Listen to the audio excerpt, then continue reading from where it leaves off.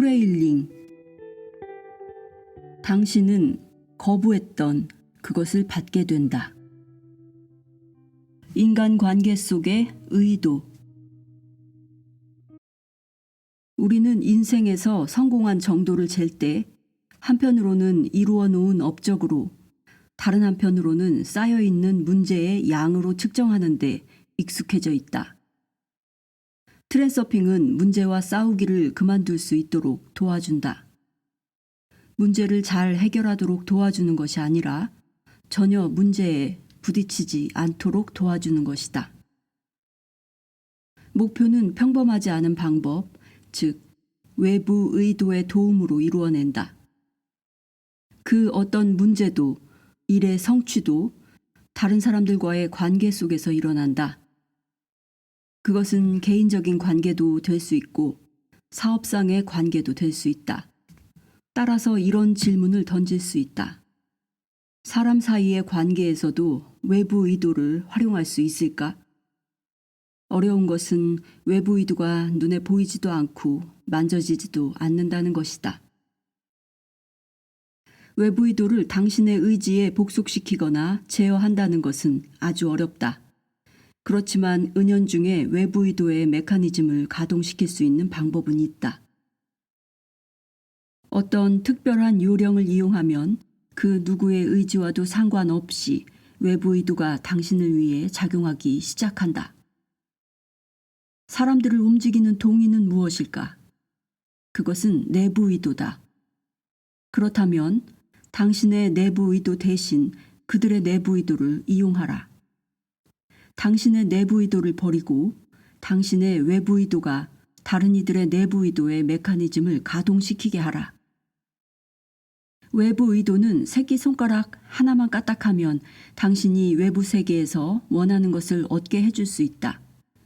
외부 의도는 스스로는 아무것도 욕망하거나 행하지 않는다. 대신 외부 의도는 세상을 향해 맞추어진 내부 의도가 잘 작용하도록 도와준다. 당신의 목표를 달성하기 위해서 다른 이들의 내부 의도를 활용하라. 이 말이 이기적으로 들리겠지만 이것은 사람들을 이용하자는 것이 아니다. 당신은 그들이 하고자 하는 일을 방해하지 않는다. 모든 문제는 사람들의 내부 의도가 서로 갈등을 일으킴으로써 발생한다. 자기 개인의 이익에 지배당하는 사람은 다른 사람으로부터 뭔가를 얻어내려고 한다. 그러나 상대방은 생각이 달라서 그도 그 자신의 방식대로 하려고 한다. 두 사람의 이해 차이의 균형을 잡아 양쪽의 욕구를 모두 충족시켜 주려면 어떻게 해야 할까? 어려운 문제다. 그렇지 않은가? 그런데 실제로는 아주 쉬운 문제다. 이 문제를 해결하려면 단지 그들의 내부 의도 밑에 깔려있는 공통의 어떤 것을 찾아내기만 하면 된다. 사람의 내부 의도의 중심에는 자신만의 개인적인 중요성의 느낌이 자리 잡고 있다. 사람을 움직이고 동시에 펜듈럼의 세계에서 그의 자유를 구속하는 유일한 것은 내적, 외적 중요성이다. 자기 자신이 중요하다는 느낌은 내적 중요성에 속한다. 정보 에너지 체인 펜듈럼은 사람들의 집단에 의해 만들어져서 사람들을 자신의 규칙에 예속시키면서 스스로 존재를 유지해 가기 시작한다. 여기서 중요성의 느낌이 사람들을 예속시키는 미끼가 된다. 그러니까 사람들의 동기 중 가장 큰 부분은 자신의 개인적 중요성을 실현하는 데에 있다. 나머지 부분은 프레일레, 즉 영혼이 가진 주파수 특성으로 영혼의 소망과 관련된다. 이 프레일레 부분은 대개 덜 발달되어 있다. 펜듈럼의 세계에서 자신의 중요성을 유지하고자 하는 끊임없는 욕구가 영혼의 목소리를 들리지 않게 가로막기 때문이다. 다른 사람들과의 관계 속에 외부 의도의 메커니즘을 가동시키려면 잘못된 고정관념을 깨트릴 필요가 있다. 이와 같은 그럴듯한 말을 자주 들었을 것이다.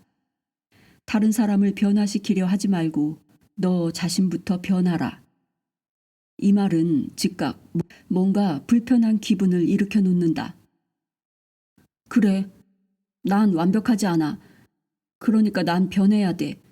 하지만 난 사실 변하고 싶지가 않아. 변하고 싶지 않은 것이 당연하다. 다른 사람을 변화시키려 들 필요도 없지만 당신 자신도 바꾸려 해서는 안 된다. 자신이나 다른 사람에게 무슨 짓을 하든 그 모든 노력은 당신의 내부 의도에 의한 비효율적이고 해로운 행위가 될 것이다. 이 문제에는 다른 해결책이 있다. 다른 이들이 자신의 내부 의도를 실현하도록 허용하라.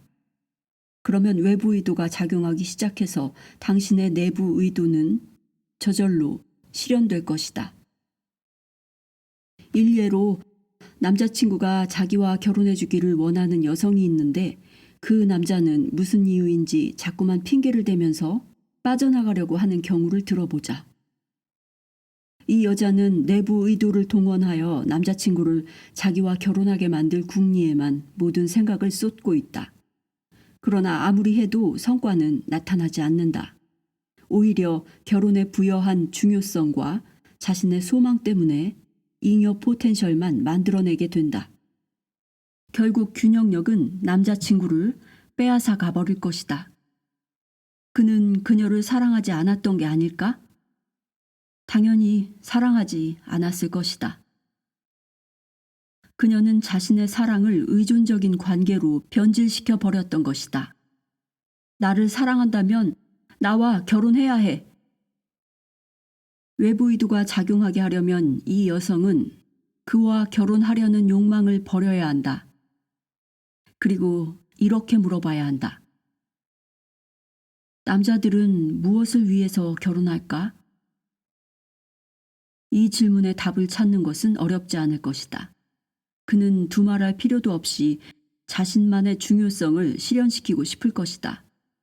나는 사랑받고 있다. 나는 가치 있는 사람이다.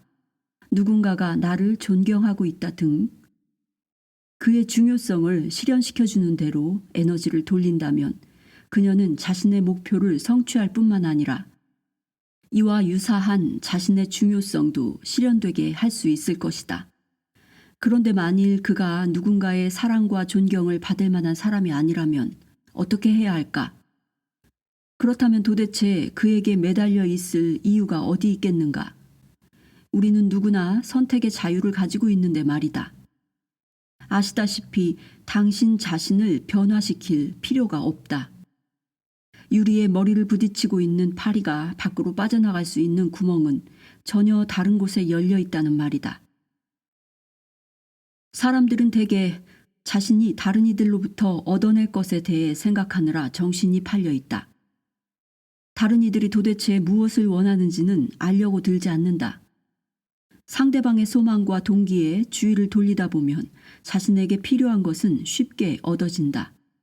당신은 이렇게 물어보기만 하면 된다. 우리 애인의 내부 의도는 무엇을 원하고 있을까? 이것은 닫힌 유리창에서 벗어나서 마침내 바로 곁에 열린 창을 발견한다는 뜻이다.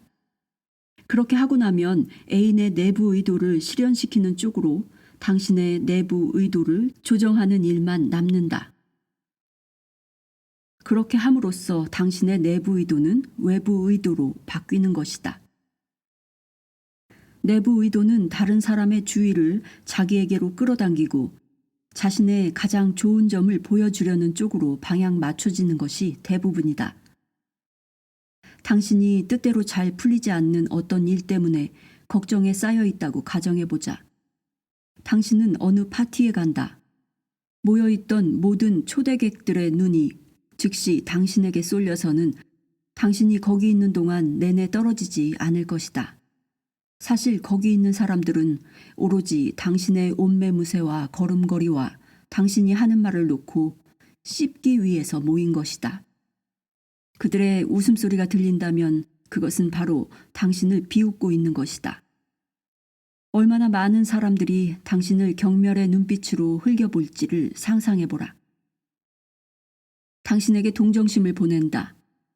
물론 당신은 이 모두를 뒤집어 놓고 봐야 한다는 것을 눈치챘으리라. 사람들은 무엇보다도 자기 생각에 바쁘다. 그리고 다른 사람들이 자기에 대해 어떻게 생각할지를 걱정하느라 바쁘다. 다른 사람들에 대한 생각은 맨 나중에 떠오르는 법이다. 그러니 걱정을 모두 내려놓고 마음 편안하게 쉬어도 된다. 자연스럽게 행동하려고 애쓰지 말고 그냥 단순히 편안하고 자연스럽게 행동하도록 자신을 놓아주라. 자연스럽게 행동하기를 목표로 삼아봤자 아무런 소득도 없다는 점을 명심해야 한다. 물론 슬라이드를 사용하면 얼마간의 결과를 얻을 수 있을 것이다. 그러나 그것은 시간이 걸리는 일인데 파티는 오늘 열린다. 중요성을 제거하기만 하면 자연스럽게 행동할 수 있다. 그러나 중요성을 내려놓는 것도 그다지 쉬운 일이 아니다. 당신은 자신을 최대한 잘 보이고 싶은 욕망을 쉽사리 거부하지 못할 것이다. 이런 상황에서 빠져나오는 아주 쉬운 방법이 있다. 누군가가 당신과 사귀고 있다면 그는 무엇보다도 당신이 그에게 보내는 주의에 관심을 갖는다. 사람들이란 모두 자기 자신에게만 관심을 가지고 있다는 사실을 확신해도 좋다. 당신도 그들에게 관심을 주라.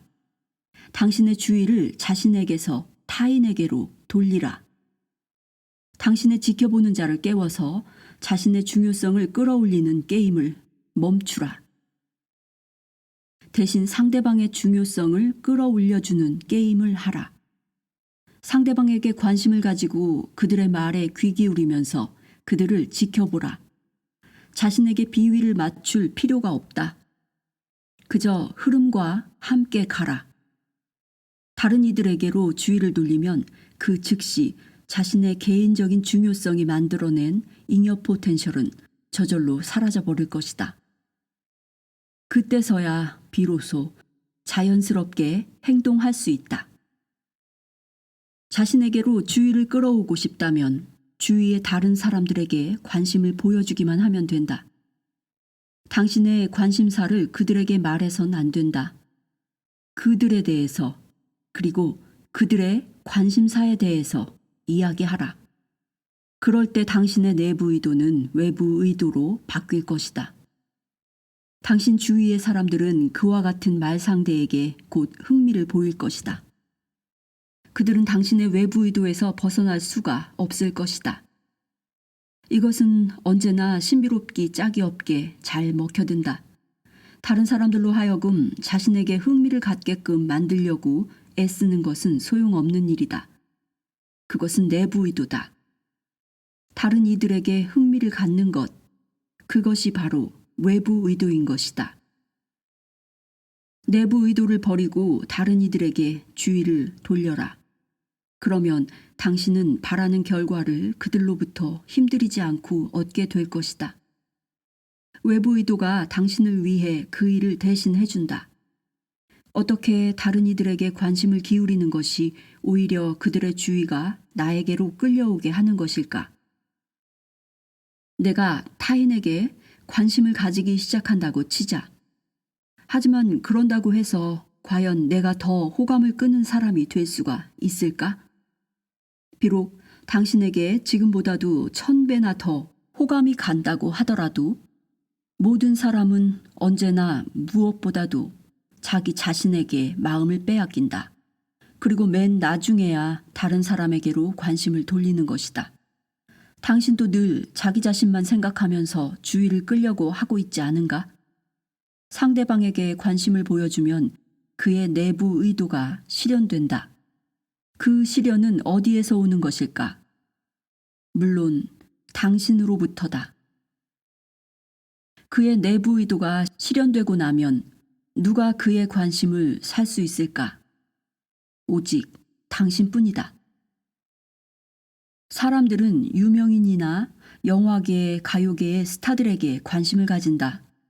그러나 그것은 다른 종류의 관심이다.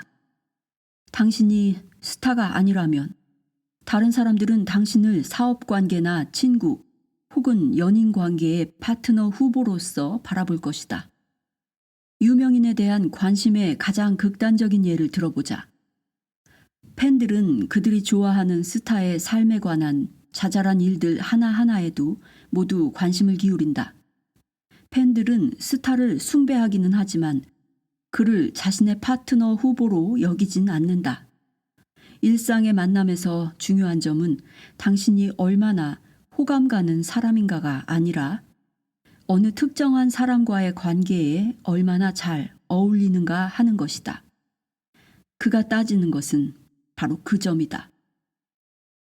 자기 자신에 대해 생각하면서 그리고 당신과 가까이 지내면서 그는 스스로 흡족해 할 만한 자신의 관계 시나리오에 당신이 얼마나 잘 맞을지를 의식적으로 또 무의식적으로 따져본다. 사람은 어떻게든 자신의 중요성을 인정받을 때 그런 만족을 얻는다. 나는 사랑받고 있어. 사람들은 나에게 관심이 있어. 나는 의미 있는 존재야. 그들은 나를 존경하고 있어. 나는 다른 이들보다 못하지 않아. 나는 가치 있어. 자, 한번 생각해보라. 자기에게 관심을 가져주기를 남에게 강요할 때 당신은 무엇을 얻을 수 있을까? 또 다른 이에게 관심을 기울일 때는 무엇을 얻게 될까? 물론 당신이 그의 중요성을 만족시켜준다면 당신은 완벽하게 어울리는 사람이 될 것이다. 자신의 만족을 얻으면 그는 당신의 빤히 보이는 결점도 눈 감아주고 약점을 용서해 줄 것이다. 하지만 이 모든 것은 최후의 고려 대상이다. 당신은 자신의 결점에 신경을 쓰면서 그것을 감추고 좋은 점만 보여주려고 애쓴다. 반복하지만 당신의 장단점은 당신의 파트너에게는 가장 덜 중요한 것이다. 그에게 중요한 것은 자신의 중요성을 느끼는 것이며 당신과의 교제로부터 그것을 얻는다. 당신은 모든 면에서 멋진 사람일지도 모른다. 그러나 친구나 애인을 찾는 데는 그것이 도움이 되지 않는다. 스타들은 오히려 외로움을 느끼는 경우가 많다. 당신의 멋진 면들이 애인을 구하는 데는 어떤 면에서는 해롭기까지 할 수도 있다. 사람들은 당신이 멋진 것을 알지만 그보다도 먼저 그런 완벽한 사람 옆에서 자신이 얼마나 중요한 존재로 있을 수 있을지를 계산하고 있다. 당신이 그의 앞에서 온갖 화려한 빛을 발한다면 그 사람은 아마도 자신의 존재는 그 영광에 가려 퇴색되리라고 생각할 것이다. 자신에 대해 생각하기를 멈추고 상대방에게 초점을 맞추라. 그가 당신 옆에서 중요성을 느낄 기회를 주라. 그럴 때만 당신은 그를 얻을 것이다. 사람들에게 관심을 줄 때는 진정으로 마음에서 우러나오게 하라. 당신이 호감을 사는 비결을 알고 있다는 것, 혹은 당신의 행동 뒤에 모종의 이기적 동기가 숨어 있다는 것이 드러나지 않게 하라. 그들이 당신을 좋아하도록 만들고 싶다면 당신은 최소한 성의를 다해 진지하게 그들을 대해야만 한다. 매력 있는 대화 상대라는 평판을 얻기 위해서 많은 사람들이 자신의 장점을 잘 드러내려고 온갖 애를 쓴다. 나는 참 똑똑해요. 나는 경험이 많고 아는 게 많아요. 이것은 내부 의도가 하는 일이다. 매력 있게 보이기 위해 대다수의 사람들이 바로 이런 식으로 행동한다. 이 틀에서 살짝 빠져나와서 다른 관점을 한번 취해보자. 당신이 매력적인 대화 상대로 보이기를 목표로 하지 말고 상대방으로 하여금 자신이 매력적인 대화 상대라는 것을 스스로 실감할 기회를 주는 것을 목표로 삼아보라. 상대방의 주파수에 동조하고 주의 깊게 귀 기울여 들으면서 그라는 인물과 대화 주제에 관해 질문을 던지고 관심을 표하라. 주로 그에게 말하게 하면서 몇 시간이고 이렇게 이야기를 나눌 수 있다.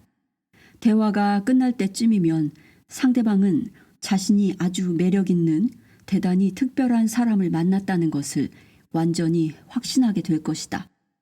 이것이 바로 당신의 외부 의도가 작용하는 방식이다. 그것은 상대방의 내부 의도를 실현시켜준다.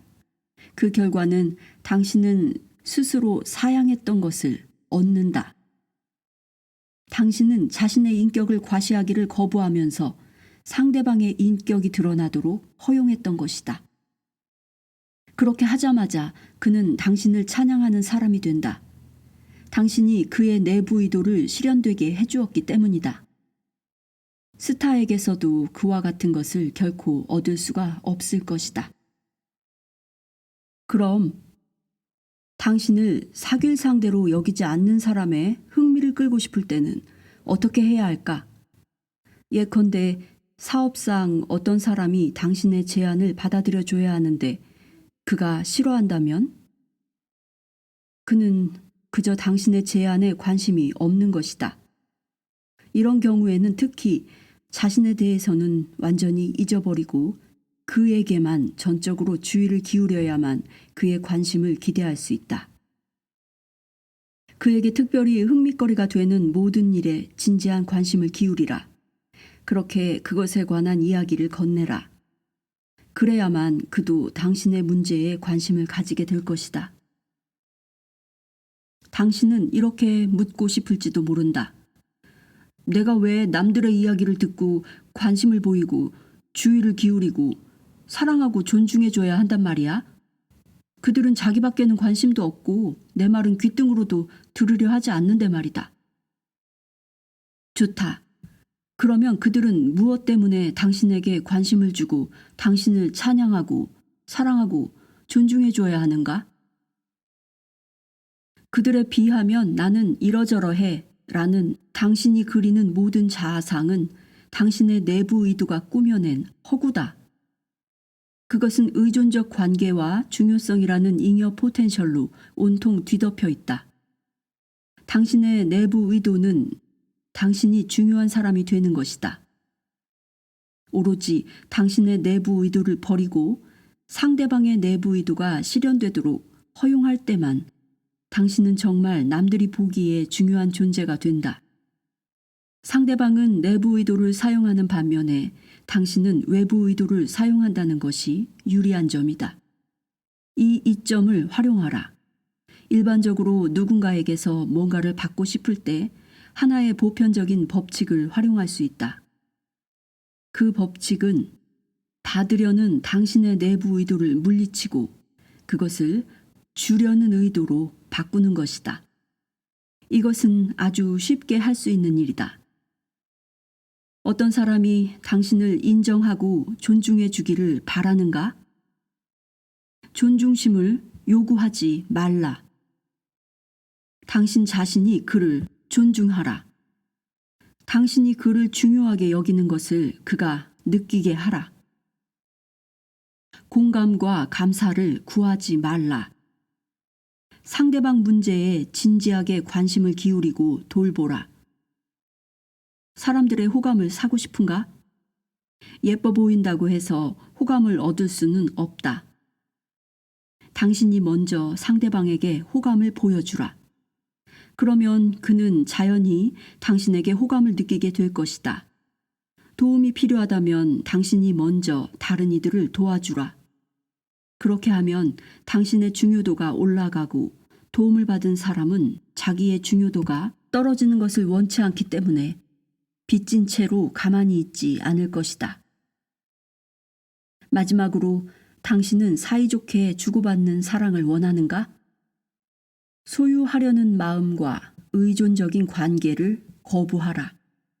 아무것도 보답받으려 하지 않고 그저 사랑하기만 한다면 당신은 그런 사랑을 갖게 될 것이다. 그런 사랑은 참으로 드물다. 그리고 그런 사랑 앞에서는 아무도 저항할 수 없다. 이 모든 경우에 당신은 스스로 사양했던 바로 그것을 얻게 된다. 의문이 또 하나 있다. 사람들이 어떤 일을 하도록 동기를 부여할 수 있는 방법은 무엇일까? 만일 당신이 그만한 힘을 가지고 있다면 내부 의도로서 그렇게 할 수 있을 것이다. 또 그 사람에게 그 일을 꼭 해야 한다는 것을 설득할 수도 있다. 하지만 외부 의도야말로 가장 효과적인 방법을 제공한다. 사람들이 스스로 당신을 돕고 싶어 하도록 만드는 것이다. 그러기 위해서는 반드시 그 일을 그 사람의 열망과 목표에 일치하도록 맞추어야 한다. 스스로 물어보라. 어떻게 하면 내가 원하는 일을 상대방이 필요로 하는 것과 연결시킬 수 있을까? 먼저 그 사람에게 필요한 것을 알아내라. 그는 무엇을 얻고자 애쓰고 있으며 무엇이 모자라는가? 돈, 권력, 타인의 존경, 일의 성공에서 오는 만족감, 자녀, 권위, 지위, 명성 등등. 이 모두가 개인적 중요성이라는 주제의 다양한 변형에 지나지 않는다. 하루 해가 저물어 갈 때 세상에서 자신이 무의미하게 느껴지면 사람은 누구나 기분이 우울해진다. 자신이 아무것도 아니라고 느껴질 때, 세상에 자기와 관련된 일이 거의 없다고 생각될 때 우리는 자기의 개인적인 중요성을 높여보려고 애쓴다. 사람들은 어떤 결과를 성취하고 나면 다시 새로운 과제를 설정한다. 그러면 개인의 중요성이 더 높아진다. 사람은 이런 식으로 자신의 내적 중요성을 추구하면서 평생을 보내게 된다. 거기에 잘못된 것은 아무것도 없다. 중요성을 추구하는 사람들의 열망을 비난할 수는 없다. 사람들은 각자 자기만의 방식으로 노력하여 중요성을 성취한다.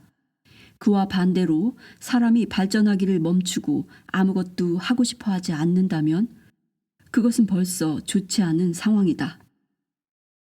그러나 그런 일은 잘 일어나지 않는다. 누구나 보통은 뭔가를 위해 애쓰기 마련이다.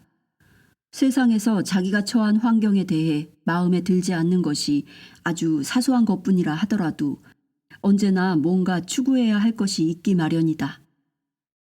그러니 이제 그 과제를 이루는 것이 어떻게 그의 개인적 중요성을 높여줄지를 알아보라. 그런 다음 그의 중요성을 높여준다는 측면에서 그 과제를 그에게 제시하라. 그가 자신의 중요성을 높일 수 있도록 해주라. 그러면 그는 스스로 그 일을 원하게 될 것이다. 그가 그 과제를 끝내면 그의 성취를 넉넉히 인정해주라. 이 원리를 따르면 사람들에게 흥미를 가지고 일할 수 있도록 동기를 부여할 수 있다. 내부 의도를 쓸 때는 그들이 그 일을 하도록 설득하려고 용을 써야 하지만 외부 의도를 쓰면 당신은 단지 다음과 같은 소망을 표현하고 있는 것이다. 모든 일이 나를 위해 저절로 잘 풀려 나가기를. 외부 의도를 실현하기 위해서는 모든 사람들이 자신의 생각과 일에 몰두해 있으면서도 동시에 당신의 이익에 맞게 움직이도록 만들어야 한다. 그렇게 하기 위해서는 단지 의식을 일깨워서 자신의 이해를 떠나 다른 이들의 이익을 고려하기만 하면 된다. 예컨대 당신이 장사를 한다면 당신은 아마도 고객에게 상품을 어떻게 팔 것인지를 고민할 것이다. 하지만 고객은 당신의 상품을 사줌으로써 당신의 기분을 좋게 해줘야겠다는 생각은 꿈에도 하지 않는다. 그는 누군가가 물건을 그에게 잘 팔아치우기를 바라는 게 아니다. 그는 사고 싶은 것일 뿐이다. 차이를 알겠는가? 모두가 나에게 뭔가를 떠맡기려고 기회를 노리고 있다. 그러나 나는 그것을 원치 않는다. 나는 내가 스스로 원하는 것을 고르고 싶은 것이다. 당신의 상품을 어떻게 팔지를 고민하지 말라. 고객이 무엇을 갖고 싶어 하는지를 생각하라. 팔려고 애쓰는 것은 내부 의도다. 외부 의도는 완전히 다른 방향, 즉 고객이 원하는 것을 찾아내는 쪽에 맞춰져 있다. 그가 원하는 것이 어떤 상품인지를 반드시 알아내야 할 필요도 없다. 만일 고객이 관절염으로 고생하고 있다면, 그리고 당신이 진지하게 관심을 보이면서 좋은 병원이나 치료법을 권한다면 그는 당신의 물건을 사줄 것이다. 그 물건이 최고라서가 아니라 당신이 벽돌을 팔면서도 그의 관절염에 관심을 기울여 주었기 때문이다. 이것은 단순화된 예이긴 하지만 그 배경의 원리는 언제나 정확히 작용한다. 당신이 누군가로부터 뭔가 원하는 것을 얻어내야 할 때, 혹은 어떤 일을 하게끔 만들어야 할 때는 반드시 당신의 외부 의도는 옆으로 제쳐놓으라. 그리고 스스로 이렇게 물어보라. 이 사람의 내부 의도는 어디에 맞춰져 있을까? 그의 의도를 이루는 데에 기여하는 행동을 하라. 오로지 그의 의도를 실현시키는 것을 돕고 있을 때에만 당신이 그로부터 얻고자 하는 것을 잠시 생각해보라. 그의 의도를 실현시키는 일에 몰두하면서 거기에 당신의 요구를 은근히 끼워 놓으라. 그러나 어쩌면 당신의 요구를 말할 필요조차 없을 수도 있다. 모든 것이 저절로 이루어질 수도 있다. 이것이 바로 외부 의도의 마법적인 힘이다. 사람들을 움직이는 한층 더 효과적인 방법은 그들 마음속에 내부 의도를 유도하는 것이다. 좀 더 들여다보면 내부 의도를 유도하는 것은 상당히 쉽다는 것을 알게 된다. 내부 의도는 거의 모든 경우에 내적 중요성에 의해 일어난다. 사람은 누구나 어느 정도까지는 이런저런 방법으로 자신의 중요성을 지키고 높여서 더 돋보이게 하려고 애쓴다. 다른 사람들로부터 뭔가를 얻어내야 할 때 당신은 그들의 중요성을 높여줄 수 있는 방법을 하나 생각해내기만 하면 된다. 그 방법을 도전을 부추기기라고 부른다. 한 그룹의 사람들에게 이런 식으로 도전을 부추길 수 있다. 자, 어느 분이 잘하시는지 한번 볼까요? 혹은 전문가적인 명예심을 자극할 수도 있다. 우리가 창피를 당할 순 없죠. 그렇죠? 그냥 내적 중요성에 바로 호소하는 것도 가능하다. 자, 우리의 본때를 보여줍시다. 만일 누군가가 자신의 중요성에 관련된 문제로서 이 도전을 받아들인다면 그는 자기의 것인 양 당신의 뜻을 실천할 것이다.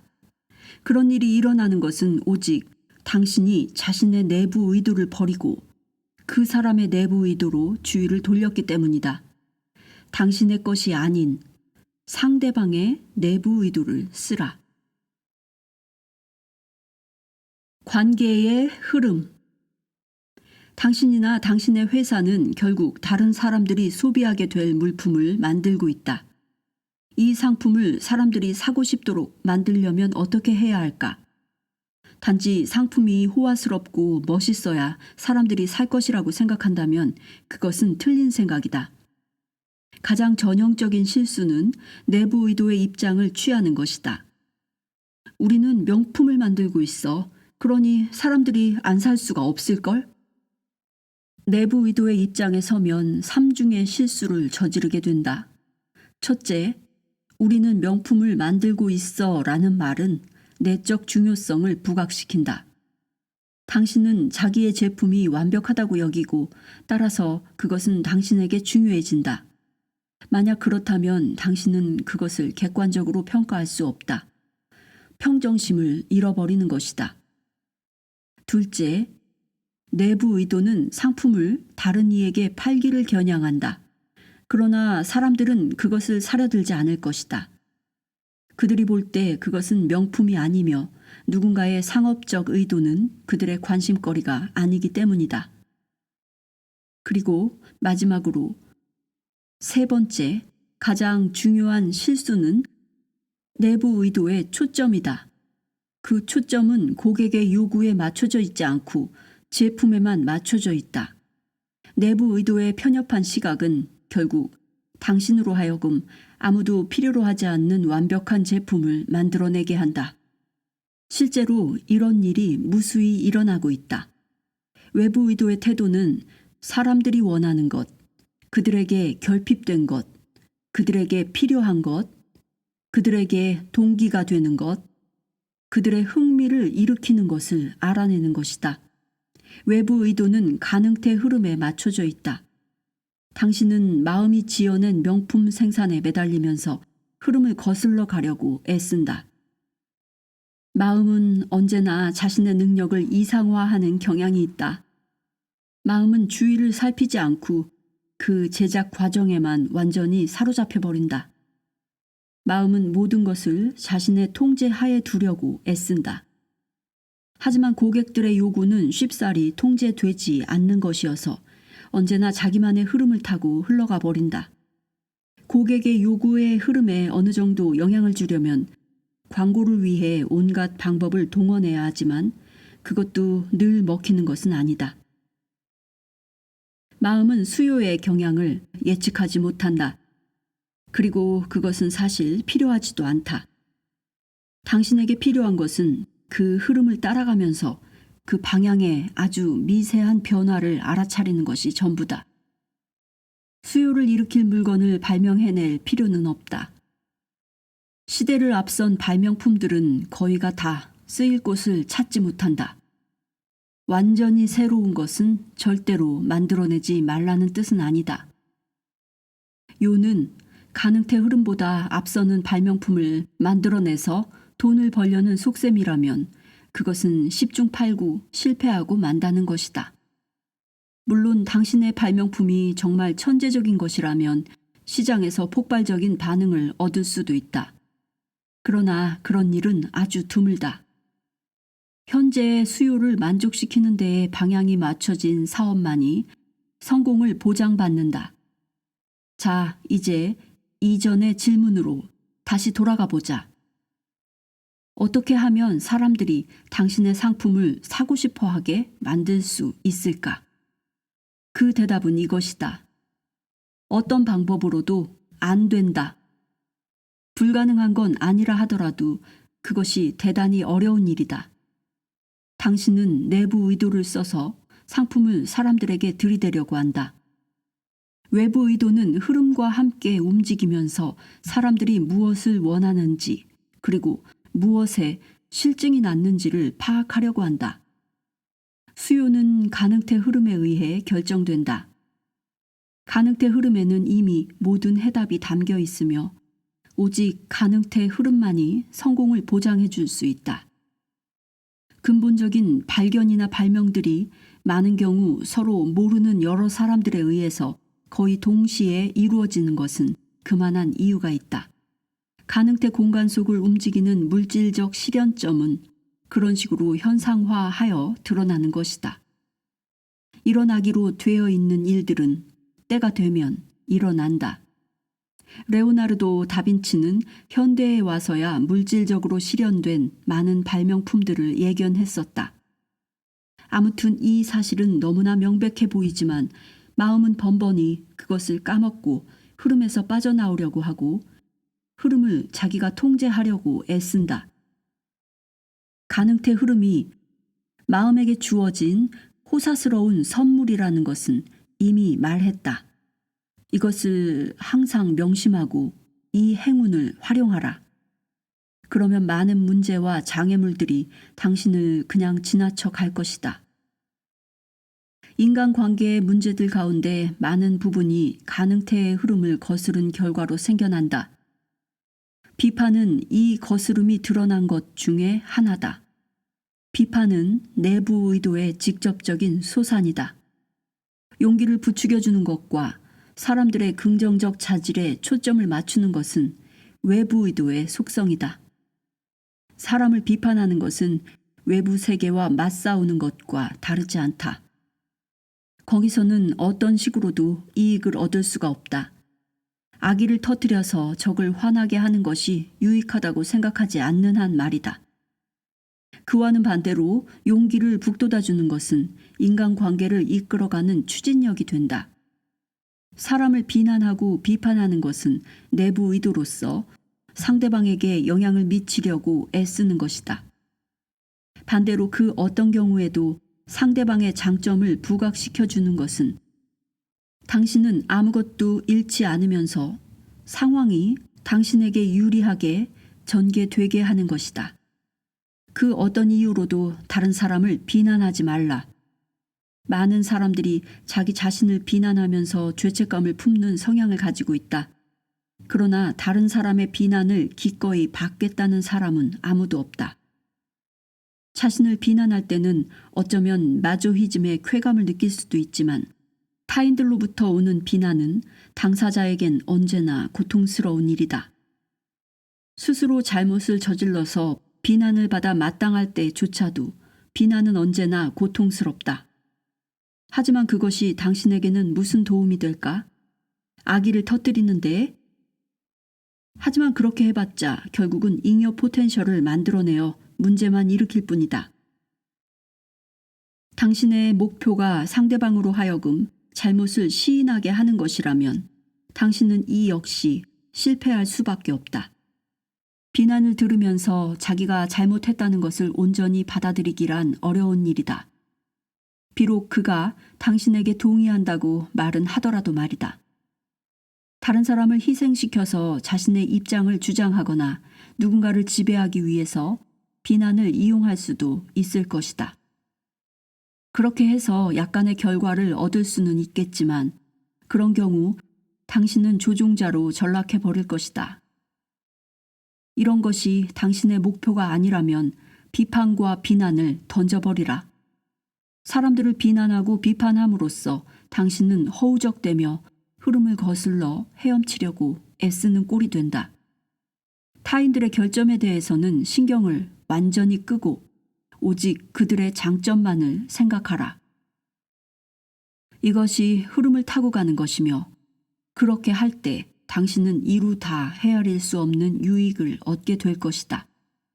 당신의 지켜보는 자가 잠들어 있지 않다면 그는 언제나 당신을 도와줄 준비가 되어 있을 것이다.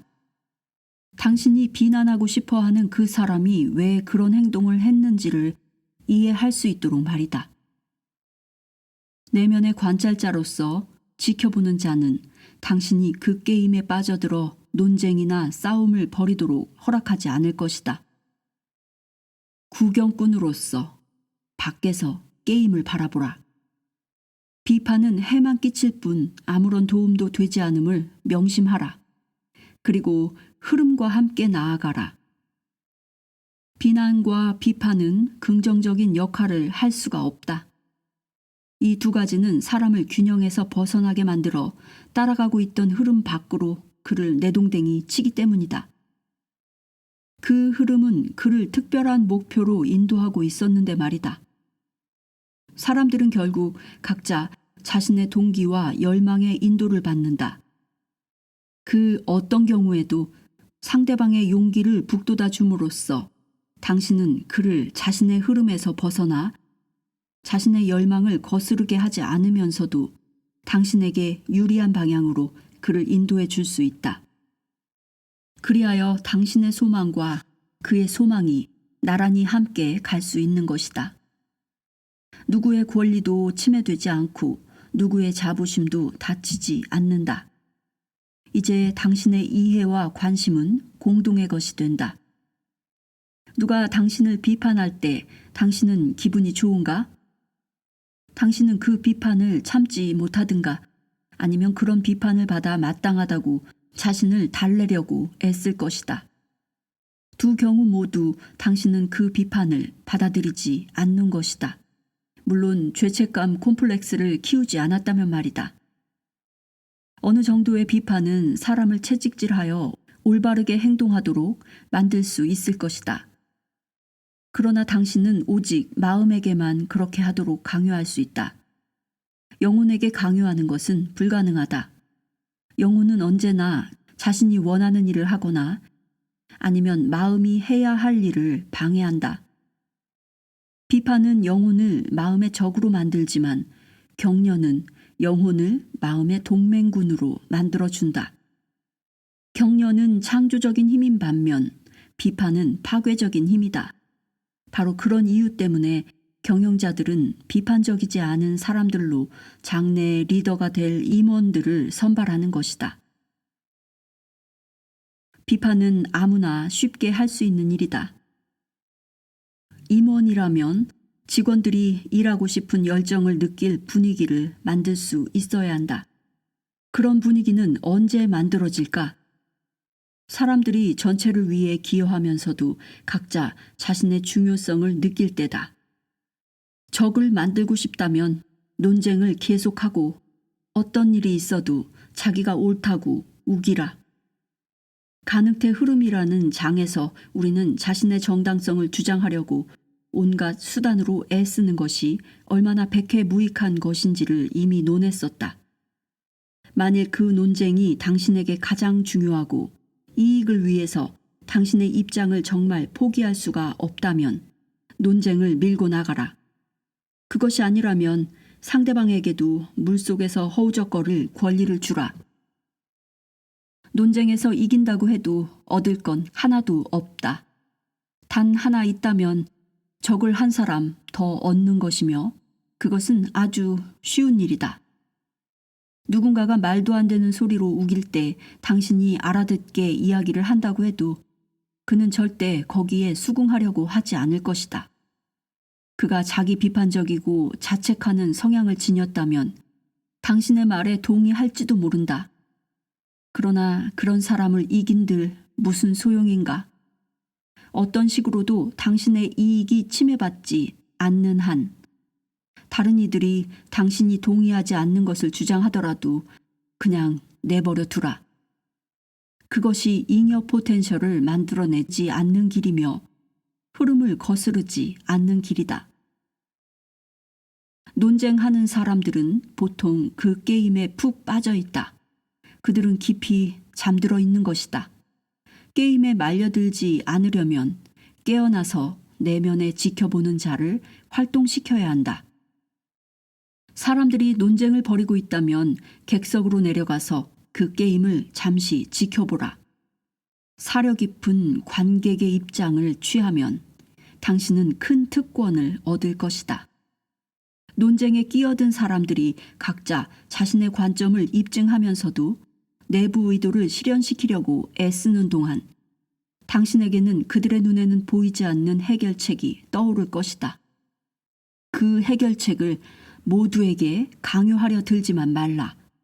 중요한 것은 해결책을 제시하는 것이다. 논쟁은 그들에게 맡기라. 만일 당신이 논쟁에 이겼다면 당신이 진 것으로 생각하라. 상대방이 공식적으로는 당신이 옳았다고 인정한다고 하더라도 마음속으로는 자기가 옳다는 것을 보여줄 비공식적 증거를 무수히 찾아낼 것이 틀림없다.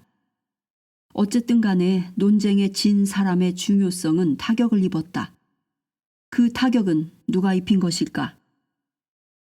그것은 바로 자신의 관점을 끝까지 관철시킨 사람이다.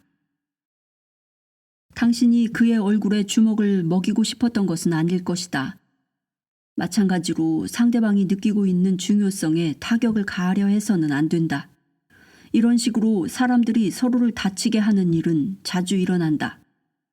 이런 일에는 사람들도 입 다물어 버리기 때문에 그 상처는 언제나 감춰진다. 사람들은 자신의 중요성을 강화하고자 하는 욕망이 드러나는 것을 좋아하지 않는다. 누구든지 어딜 가나 그 짓을 하고 있지만 어쨌든 중요성은 이미 그렇게 존재하고 있기 때문에 아무도 자신이 그것을 차지하려고 발버둥치고 있다는 것을 드러내려고 하지 않는다. 어떤 이가 자신의 중요성에 타격을 받고도 말없이 앉아있다고 해서 그가 상처를 전혀 받지 않았거나 그것을 받아들였다고 생각하지 말라. 울분은 마음속에 계속 살아있을 것이다. 의식 속에 없다면 그것은 잠재의식 속에 있다. 당신은 논쟁에서 이겼고 그로써 자신의 중요성을 드높였다고 믿는다. 그러나 그럴 때 당신의 상대는 희생당하고 그의 중요성은 추락한다. 그 결과는 언제나 감춰진 분노다. 그것이 아무런 유익을 가져다 주지 않으리라는 것은 당신도 잘 알 것이다.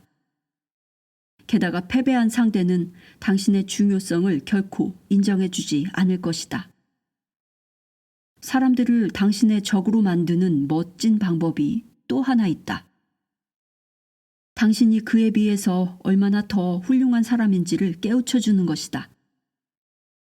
자신을 스스로 우상으로 만들지도 말고 적으로 만들지도 말라. 이것이 흐름을 타고 가는 인간관계의 좌우명이다. 상대방의 중요성을 해치려는 마음이 일어날 때마다 전염병을 만난 듯이 피하라. 그것이 특별한 금기사항이 되게 하라. 중요성의 타격에 따르는 문제는 감춰지는 경향이 있어서 왜 그런지 분명하게 보이지는 않더라도 그렇게 함으로써 당신은 엄청난 문제와 골칫거리로부터 벗어나게 될 것이다. 당신과 논쟁하는 사람은 실제로는 무엇을 하고 있는 것일까? 그는 어떤 식으로든 자신의 중요성을 방어하고 있는 것이다. 그에게 다가가서 그를 만나라. 그가 말하는 것에 동의해 주라. 그에게 동의함으로써 당신은 그가 줄곧 얻으려 애써온 것을 주게 된다. 그런 다음 당신은 침착하게 자신의 관점을 논할 수 있다. 뭔가를 강요하거나 입증하려 하지 말고 그저 단순히 그것에 관해 대화를 나누라. 그럴 때 당신은 흐름을 타고 갈 뿐만 아니라 또한 외부 의도를 사용하고 있는 것이다. 따라서 당신은 가장 멋진 결과를 얻는다. 다른 그 어떤 지적 책략으로도 그런 결과를 얻기란 불가능할 것이다. 대화를 시작할 때 맨 먼저 두 사람이 같은 방향을 바라보도록 당신의 생각을 조율해야 한다. 당신이 말한 것에 대해 그가 첫 반응으로서 아니요? 라고 한다면 더 이상 그를 설득해 봐야 소용없다. 그는 다른 쪽으로 방향을 돌렸고 당신과 함께 흐름을 타고 가지는 않을 것이다. 그러므로 처음부터 그가 이해라고 말하도록 만드는 것이 중요하다. 토론을 시작할 때 절대 날카롭게 각을 세우지 말라. 그가 쉽게 동의할 수 있도록 좀 더 편한 이야기부터 시작하라. 그렇게 시작해 놓고 나면 차차 더 논쟁의 여지가 많은 주제로 다가갈 수 있다. 이제 당신들은 흐름을 타고 저절로 같은 방향으로 나아가고 있기 때문에 더 많은 기회를 얻을 수 있고 당신이 방사하는 사념은 상대가 방사하는 사념과 불협화음을 이루지 않는다.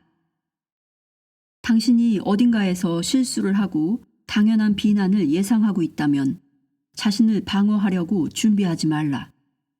그냥 실수를 미리 인정하고 받아들이라. 당신에게 정의의 분노를 터뜨리려던 그 사람도 아마 즉석에서 너그러운 태도로 돌아설 것이다. 그런 경우에도 공격이야말로 최선의 방어라고 말할 수는 없다. 당신이 먼저 나서서 상대방의 관점에 동의할 때 당신은 그의 내부 의도에 청신호를 준 것과 같다. 먼저 나서서 머리를 숙임으로써 당신은 자신을 제자리로 돌려놓고 동시에 자기의 중요성을 높이려는 그의 내부 의도를 실현시켜준다. 하지만 당신은 어쩔 수 없는 의무감이 아니라 자유의지로 그렇게 하기 때문에 당신의 중요성은 어떤 식으로도 손상받지 않는다.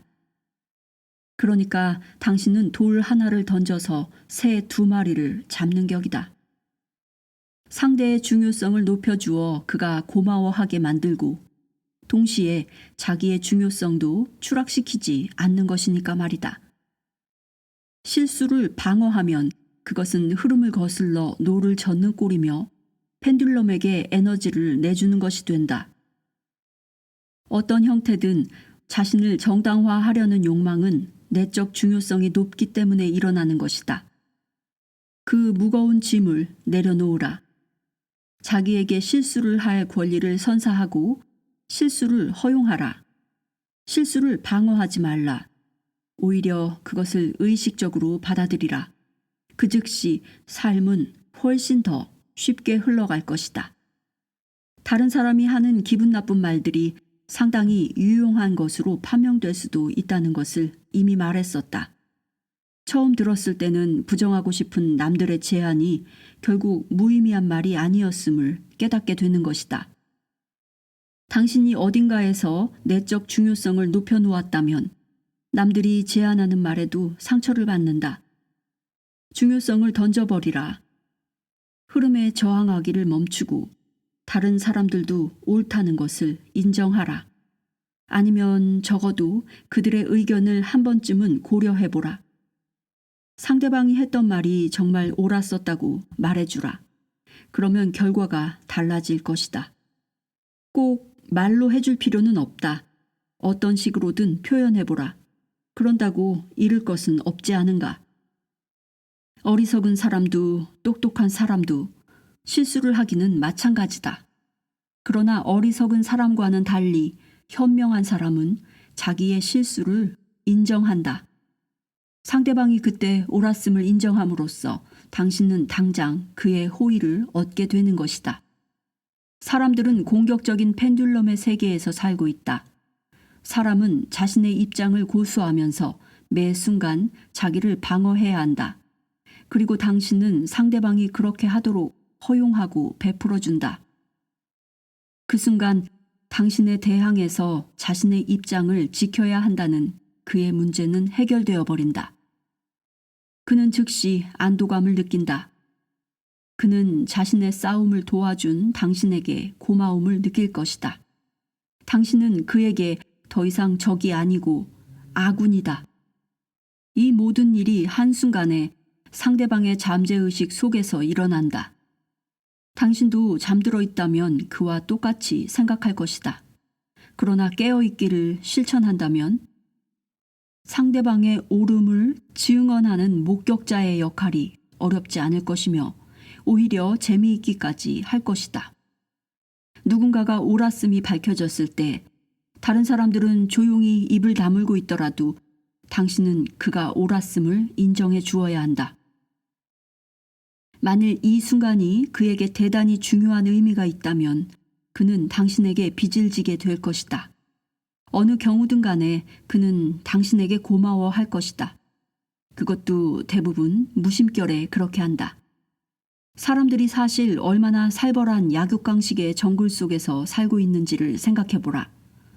그들은 모두를 잠재의식적인 적으로 보며 항상 자기를 지켜야 한다. 겉으로 보기에는 평화롭게 보이지만 말이다. 모든 사람이 언제나 자기 자신을 돌보고 지킬 준비가 되어 있다. 이는 결코 과장이 아니다. 우리는 오랫동안 이런 상황에 익숙해져 왔다. 이런 경쟁적인 환경 속에서 당신은 싸움에 지친 사람들에게 귀한 보물이 되어줄 것이다. 얼마나 많은 동맹군을 얻게 될지를 상상할 수 있겠는가? 그러기 위해서 당신이 해야 할 일은 이것뿐이다. 자신의 중요성을 내려놓고 타인의 옳음을 인정하기를 게을리하지 말라. 당신은 의식적으로 행동한다. 그것이 유리한 점이다. 하지만 다른 사람들은 잠들어 있어서 고마워하지도 않을 것이다. 그렇지만 만일 그들이 깨어나서 의식적으로 감사를 표현할 수 있게 된다면 당신은 그들이 이렇게 말하는 것을 들으리라. 이 사람은 참 똑똑하군. 정말 마음에 든단 말이야. 난 그가 좋아. 아무도 이런 말을 소리내기는커녕 귓속말로도 말하진 않겠지만 만일 그들의 잠재의식을 표현한다면 꼭 그런 말이 될 것이다. 사람들은 중요성에 눈이 멀고 어깨가 짓눌려서 중요성 외엔 아무것도 알아차리지 못한다. 당신은 커다란 이점을 가지고 있는 것이다. 깨어있음, 중요성이 없음, 타인에 대한 배려. 이 장점들을 활용하면 다른 사람들에겐 돌멩이만 보이는 곳에서 당신은 언제나 황금덩어리를 보게 될 것이다. 프레일레와 동조하기. 대화를 나눌 때 사람들은 어느 정도는 서로서로 상대방에게 눈높이를 맞춘다. 상대방의 개성, 기질, 지적 수준, 행동 습관 등을 염두에 두는 것이다. 상대의 주파수와 동조가 잘 이루어지지 않으면 상호 간의 이해를 얻기가 어렵고 그 사람과의 교제는 공허한 메아리가 될 것이다. 상대의 주파수에 동조하지 못함으로 서로 간의 이해가 일어날 수 없다. 상대의 주파수에 동조하기란 말은 순전히 상대적인 특성을 지닌다. 내가 단지 편의상 이렇게 단순화한 모델을 사용하고 있다는 것을 독자 여러분은 분명 이해하시리라. 물질계의 수준에서 주파수 동조가 실제로 어떻게 일어나는지는 우리에게 중요하지 않다. 요는 누구나 자신만의 개성적인 매개 변수의 조합을 지니고 있다는 점이다. 그것을 프레일레라고 부른다. 상대방과 가까이 접촉하는 동안에 당신은 프레일링을 연습하고 있다. 그의 매개 변수에 동조해 들어가는 것이다. 그와의 교류에 성공하느냐는 그의 프레일레의 핵심을 얼마나 잘 포착하는가에 달려있다. 그것은 보기보다는 어렵지 않다. 성공적인 조율을 위해 꼭 필요한 것은 당신이 말을 걸고 있는 사람에게 주의를 기울이는 것이다. 주의를 기울이지 않는다면 어떠한 조율이나 동조도 불가능하다. 이것은 불보듯이 뻔한 사실인데도 대화를 할 때 자기 생각에만 완전히 빠져 있는 사람이 대다수다. 어느 대기업가가 이렇게 말한 적이 있다. 모두가 나에게 와서 뭔가를 제안하려고 한다. 그런데 내게 무엇이 필요한지를 묻는 사람은 아무도 없었다. 상대방으로부터 뭔가를 얻어내려는 사람은 자기의 문제만 생각하고 상대방의 도움으로 그 문제를 풀 방법만을 생각한다. 이것은 순전히 내부 의도다. 그 반대로 함으로써, 즉 상대방이 원하는 것을 생각함으로써 당신은 외부 의도의 메커니즘을 작동시키게 된다. 당신이 원하는 것을 상대방이 원하는 것과 어떻게 연결시킬 수 있을까? 먼저 의식적으로 그의 관심거리에 주의의 초점을 맞출 필요가 있다. 당신의 내면 시선을 자신에게서 떼어내어 대화 상대에게로 옮기라. 사람은 누구나 자신의 문제와 야망의 관계에 있는 질문에만 흥미를 느끼고 거기에 대답하고 싶어 한다. 당신의 생각은 당신이 얻고 싶은 것에 맞추어져 있다. 그러나 상대방은 거기에 전혀 관심이 없다.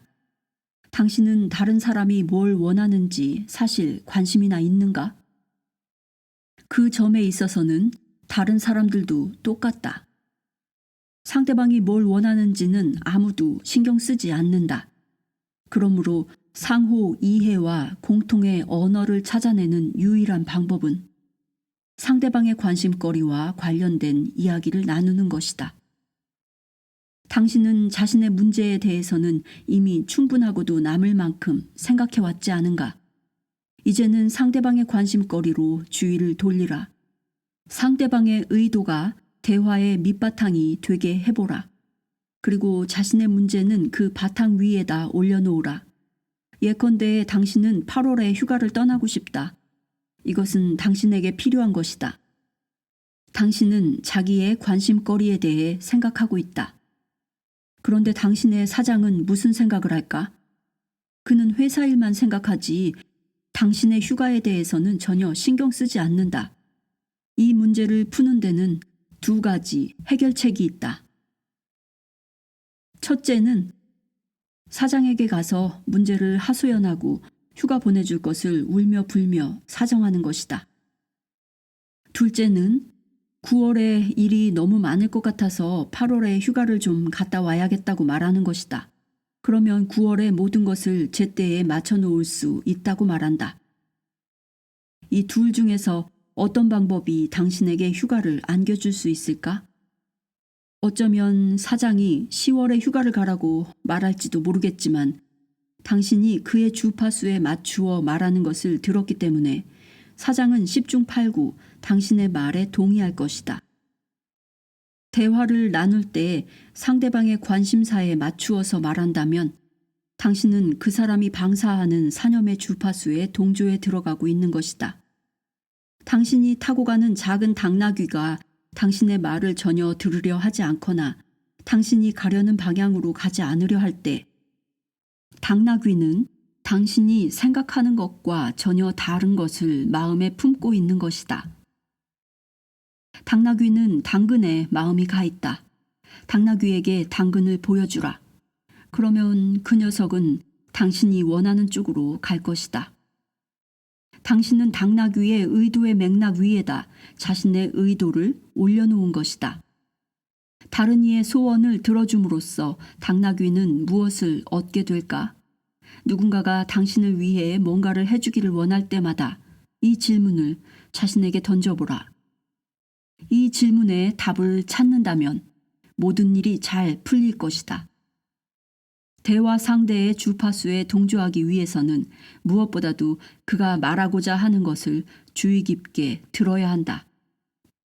물론 당신의 화제와 관점을 강요하는 것이 목적이 아니라면 말이다. 큰 단체에서는 누구나 뭔가를 말하려고 애쓴다. 하지만 그것은 아무런 의미도 없다. 아무도 다른 사람이 하는 말을 듣지 않기 때문이다.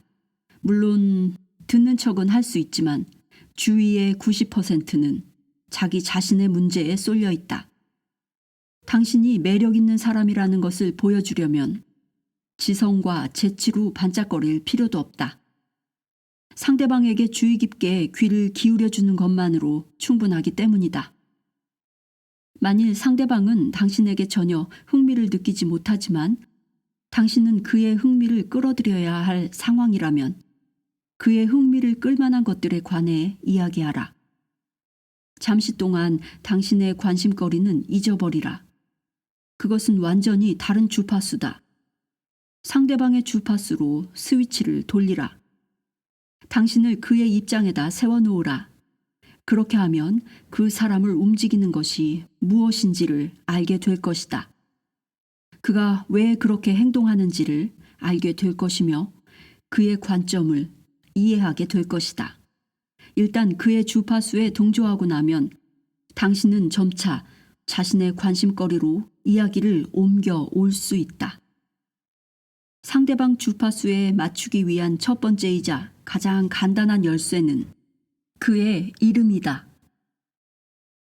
태어나는 순간부터 사람은 자기 이름을 부르는 사람에게 반응한다는 사실을 무시할 수는 없을 것이다. 사람들과 대화할 때 그의 이름을 좀 더 자주 불러주라. 그러면 그것은 곧 효과를 발휘한다. 이름을 부르는 것은 당신이 우호적인 의도를 가지고 있으며 그 사람의 중요성을 인정하고 있다는 것을 보여주는 암호처럼 작용한다. 누구나 어느 정도는 자신의 중요성을 보호하기 위해 방어벽을 유지한다. 만일 상대방이 당신을 형식적으로 대하면서 불신의 방어벽을 둘러친다면 그의 주파수에 동조해 갈 수가 없을 것이다. 때로는 이 방어벽이 자발적으로 해체되게 할 수 있다. 당신이 자신의 중요성에 방어벽을 둘러치지 않고 그를 공격할 의사가 전혀 없음을 보여준다면 상대방 또한 자기의 방어벽을 낮추게 된다. 하지만 모든 방어벽을 제거하는 가장 효과적인 방법은 상대방에 대한 당신의 진정 어린 호감을 보여주는 것이다. 우리는 왜 애완동물을 좋아할까? 그들은 우리를 만날 때 언제나 정말로 반가워하는 모습을 보여주기 때문이다. 그들은 꼬리를 흔들고 그르렁거리고 깽깽거리고 뛰어오르며 온갖 방법으로 기쁨을 표현한다. 금붕어와 같이 덜 사교적인 동물들도 있다. 그러나 그런 종류들은 사랑을 불러일으키지는 않는다. 그들은 마치 식물이나 인테리어 디자인의 일부처럼 보인다.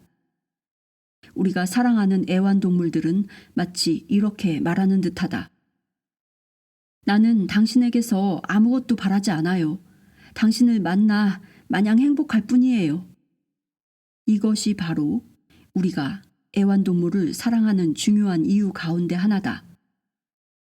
사람들과 사귈 때 호감을 얻고 싶다면 당신이 그들을 만나 행복하다는 것을 그들에게 보여주라. 애완견처럼 기쁨을 표현할 필요는 없다. 미소를 짓고 열정적으로 인사하며 그들의 이름을 불러주고 그들의 말에 귀를 기울이는 것만으로 충분하다. 그러나 당신이 금붕어처럼 행동한다면 그들과의 관계는 금붕어와 사람 간의 관계처럼 될 것이다. 이것의 배후에 있는 메커니즘은 단순하다. 잠재의식 차원에서 상대방은 이렇게 생각할 것이다. 나는 오늘 나를 만난 걸 행복해하는 사람을 만났어. 그러니까 나는 별 볼 일 없는 사람이 아니라는 거군. 나도 세상에서 의미 있는 존재야. 이 사람이 바로 그 증거지. 참 멋지고 사랑스러운 사람이란 말이야. 당신의 주의와 관심은 진실해야 한다. 단지 예의로서만 관심을 보이는 것보다 더 저속한 것은 없다. 사람들은 마치 연극의 소도구처럼 얼굴에 미소를 짓는다. 그것은 더 이상 미소가 아니라 한갓 넥타이와 다를 바 없는 것이다. 그들은 습관적으로 서로 묻는다. 안녕하시죠? 그리고 틀에 박힌 빤한 답을 기다린다. 그리고 예상하지 못한 다른 답이 돌아오면 이상하게 여긴다. 아무도 다른 사람의 문제에 신경 쓰지 않는다. 그런데도 왜 그렇게 물어보는가? 대화를 할 때 상대방의 특징적인 주파수로 에너지를 방사함으로써 당신은 그와 공명을 이룰 수 있다. 우리는 각자 자신의 공명 주파수를 가지고 있다. 자기가 좋아하는 취미, 곧 가장 흥미를 느끼는 것, 자랑스러워 하는 것 말이다. 이것은 공명 주파수에서 울리는 현악기의 현과도 같다. 상대방이 삶에서 열광하는 것이 무엇인지를 알아냈다면 그것에 관해 이야기를 꺼내라. 당신의 도움으로 그가 자신의 속마음을 털어놓을 수 있게 하라. 이것이 바로 가장 효과적으로 관계를 여는 방법이다. 이 가느다란 현을 붙잡고 당신은 이제 그의 속마음으로 쉽게 들어갈 수 있는 것이다. 어려움을 극복할 수 있도록 도와달라고 하거나 작은 부탁을 들어달라고 요청함으로써 당신은 쉽사리 상대방의 호의를 얻을 수 있다. 그에게 어떤 것을 부탁함으로써 당신은 자신의 중요성을 버리고 그의 중요성을 높여주기 때문이다. 당신에게 그의 도움이 필요하다는 것을 알려주고 그에게 자신의 능력을 발휘하고 중요성을 높일 기회를 제공한다면 그는 자신을 더욱 중요하게 느낄 것이다. 요청받는 일을 하고 나면 그는 당신이 근처에 있을 때는 자신이 필요한 사람임을 느끼게 된다. 그 때문에 당신은 틀림없이 그의 마음에 들게 될 것이다. 자기가 의미 있는 사람이라고 느끼는 것은 아주 값비싼 느낌이다. 당신이 누군가에게 그런 느낌을 느끼도록 해주었다면 그는 평생 동안 그 고마움을 잊지 않을 것이다. 당신의 장점을 높이 평가해 준 사람들을 당신은 아직도 고마움을 느끼며 기억하고 있지 않은가? 어쩌면 당신은 내가 중요성의 느낌을 너무 과장하고 있다고 생각할 수도 있을 것이다. 프레일링을 제3자의 입장에서 바라본다면 모두가 다 공작새처럼 뽐내며 잘난 체 하는 듯 보이는 게 사실이다. 그럼에도 불구하고 중요성은 사람들의 행동과 그 동기의 형성에 실제로 중요한 역할을 한다. 어떤 행동이 사람의 마음을 가장 크게 다치게 한다고 생각하는가? 무시하고, 모욕을 주고, 구타하고, 신체적 손상을 입힐 때일까? 아니다. 멸시할 때 가장 심각한 손상을 입히게 되는 것이다. 목숨을 제외한다면 사람에게 자신의 중요성보다 더 중요한 것은 없다. 육체적인 배고픔 다음으로 가장 큰 배고픔은 권력에 대한 굶주림이다.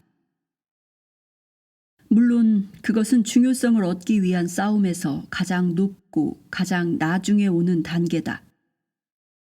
중요성을 위한 투쟁이 권력에 대한 굶주림에까지 도달한 사람들은 많지 않다.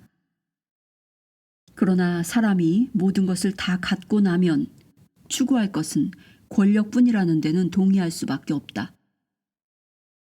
권력만큼 흥미로운 것은 없다. 그러니 당신은 이제 인간 행동과 동기의 형성에 중요성의 느낌이 어떤 역할을 하는지에 대해 스스로 결론을 내릴 수 있을 것이다. 모든 비판은 사람들의 중요성에 타격을 준다. 그것은 일종의 반프레일링이다.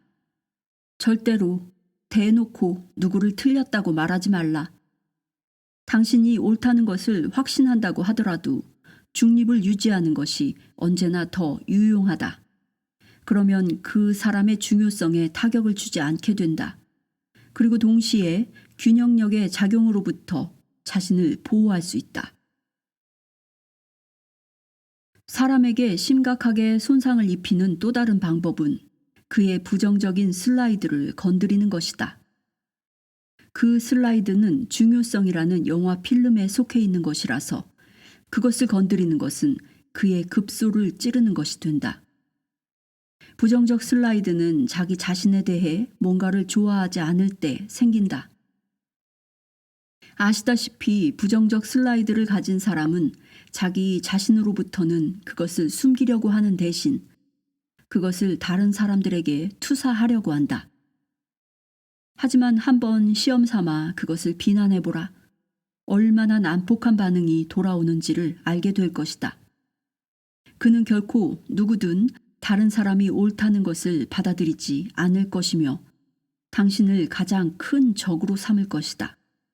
그러니 남의 부정적 슬라이드는 건드리지 말고 가만 놔두는 게 좋다. 그리고 그의 머릿속에 슬라이드가 들어있다고 설명하려 들어서는 절대 안 된다. 상대방의 프레일레에 가장 정확히 동조하는 방법은 물론 사랑하기다. 그것이 어떻게, 왜 그렇게 되는지를 설명하기는 불가능하지는 않더라도 지극히 어렵다. 사랑이란 주제는 이미 무수히 논해졌다. 상호간의 사랑을 성취하기 위해서는 소유하려는 마음을 거부해야 한다. 그리고 보답을 기대하지 말고 순수하게 사랑해야 한다. 사랑을 의존적인 관계로 전락시키지 않는다면 당신은 사랑을 지켜낼 수 있다. 하지만 사랑에 빠지기 위해서는 당신이 할 수 있는 일은 아무것도 없다. 이것이 사랑이란 주제에 내가 덧붙일 수 있는 말의 전부다. 지금까지 프레일링 기법을 구성하는 주요 원리를 대략적으로 설명했다. 짐작하셨듯이 인간관계를 의도에 의한 관계와 흐름을 타는 관계로 구분하는 것은 순전히 상대적인 것이다. 흐름을 타고 관계를 맺는 것을 의도의 관점에서 바라볼 수도 있고 그 반대의 경우도 가능한 것이다. 그러나 결국 그 모두가 프레일링이다. 당신은 상대방과 같은 방향을 향하고 그가 관심을 두는 방향으로 행동하기 때문에 그의 주파수에 동조에 들어가고 있는 것이다. 그 결과 당신은 내부 의도의 상투적인 방법으로는 결코 이룰 수 없는 것을 그로부터 얻게 된다. 관계의 에너지. 앞서 우호적인 심상화에 대해 이야기한 적이 있다. 그것을 한 번 더 살펴보기로 하자. 누군가가 당신에게 문제를 일으키고 당신을 공격하여 화를 돋운다고 가정해보자. 혹은 반대로 당신이 누군가에게서 뭔가를 얻어내야 한다고 가정해보라. 그런 경우 당신은 그가 걱정하고 골치를 썩이고 있는 것은 무엇인지, 필요한 것은 무엇인지를 대충 파악해야 한다. 그에게 필요한 것은 건강일까? 자기 확신일까? 아니면 영혼의 평안일까? 그가 당신에게 문제를 일으키거나 반대로 당신이 그에게 문제를 안겨주고 있다면 그를 괴롭히고 있는 뭔가가 틀림없이 있는 것이다. 아무리 작은 것이라도 누구나 그런 것을 가지고 있다고 봐도 좋다. 이제 그가 자기에게 필요한 것을 얻는 상황을 상상해보라. 예를 들자면 그가 가장 좋아하는 일을 하는 모습을 상상하라. 그는 그 일을 할 때면 기분이 좋아지고 만족감을 느끼며 편안하고 즐겁다. 마음에 드는 시나리오를 떠올리려고 시간을 오래 끌 필요도 없다. 어떤 것이든 그냥 마음에 떠오르는 모습을 심상화하라. 예컨대 그가 난로가의 안락의자에 앉아서 맥주 한 잔을 즐기고 있는 광경을 떠올려보라. 아니면 멋진 해변에서 휴가를 즐기거나 꽃이 만발한 계곡을 따라 산책을 하는 모습, 자전거 여행을 즐기는 모습, 기뻐서 펄쩍펄쩍 뛰는 모습 등을 그려본다. 당신이 심상 속에서 그를 즐거워하게 만들 수 있다면 그는 뚜렷한 이유도 없이 당신을 좋아하기 시작할 것이다. 그는 당신의 부탁을 모두 들어주거나 경직된 상황을 누그러뜨려 줄 것이다. 무슨 일이 일어난 것일까? 좋은 영화를 봤을 때와 거의 똑같은 일이 벌어진다. 여기서 말하는 좋은 영화란 삶을 기뻐하고 축하하는 느낌을 가진 그런 영화다. 그런 영화를 보면 가슴이 가벼워지고 영혼이 잔치를 벌이는 듯한 기분이 든다. 그래서 그런 영화는 정신과 감정의 차원에서 영혼의 잔치를 열어준다. 한편 우호적인 심상화는 에너지 차원에서 이런 잔치를 열어준다. 당신이 상대방의 프레일레에 동조하여 그에게 필요한 것을 찾아내는 데 성공하면 그는 평안의 물결을 느끼게 될 것이다. 정신적 차원의 잔치와 에너지적 차원의 잔치의 차이는 이렇다. 에너지의 잔치상을 받을 때 그 선물을 받는 사람은 편안함을 느끼면서도 무엇이 그렇게 만드는지를 알아차리지는 못한다. 그러나 그건 중요한 일이 아니다. 요는 그의 기분이 편안하다는 것이고 특히 당신이 곁에 있을 때 그렇다. 그래서 그는 당신을 좋아하게 되는 것이다. 우호적인 심상화는 반드시 영혼과 마음의 열망을 하나로 합쳐서 진실하고 진지하게 해야 한다는 점을 강조하고 싶다. 타인의 행복을 진실하게 바랄 때 그 효과는 더 확실해진다. 아시다시피 사람을 매력과 카리스마가 넘치는 사람으로 만드는 것은 그에게서 흘러넘치는 자유에너지다. 사람들은 자기도 모르게 그런 사람에게서 강력한 생명력을 느끼게 된다. 그가 방사하는 에너지가 부드러운가 강한가에 따라 그의 에너지 특성은 매력적일 수도 있고 강인하게 느껴질 수도 있다. 어떤 경우든 방사되는 기운은 자유 에너지의 양 그리고 영혼과 마음의 일치도에 비례한다. 남아도는 자유 에너지는 샘물처럼 주변으로 흘러넘치며 주변의 사람들은 그것을 느낀다. 자유 에너지는 사람의 사념에 의해 변조된다. 영혼과 마음의 열망이 서로 가까울수록 변조된 에너지도 더 순수하다. 힘 있는 사람들이 내면이 온전하고 진실한 인상을 주는 것은 다 이유가 있는 것이다. 위에서 말했듯이 매력이란 영혼과 마음 사이에 사랑에 관련된 것이다. 영혼이 갇혀있던 상자에서 풀려날 때 그의 개성은 매력을 띈다. 매력, 곧 사람을 끄는 힘이란 사실 힘에 관련된 문제가 아니라 영혼과 마음의 일치에 관련된 문제다. 사람들에게 필요한 것은 바로 이것이다. 그래서 사람들은 불을 향해 달려드는 나방처럼 매력 있는 사람에게 끌려드는 것이다. 에너지 차원에서 본다면 매력은 영혼과 마음의 일치로부터 방사되는 순수한 에너지로서 나타난다. 만일 거기다가 그 에너지 샘물의 힘이 충분히 강력하다면 그 사람은 말 그대로 비범한 매력을 발산한다. 매력적인 사람들은 영혼과 마음의 조화 속에서 산다. 즉, 자기의 신조에 따라 산다. 그의 영혼은 잔치를 벌이고 있고 그는 삶을 즐기고 나르시시즘에 빠지지 않으면서도 자기 사랑에 흠뻑 젖어 있다. 주변 사람들이 느끼는 것은 바로 이 잔치의 분위기인 것이다. 이런 사람은 아주 드물지만 당신도 이런 사람이 될 수 있다.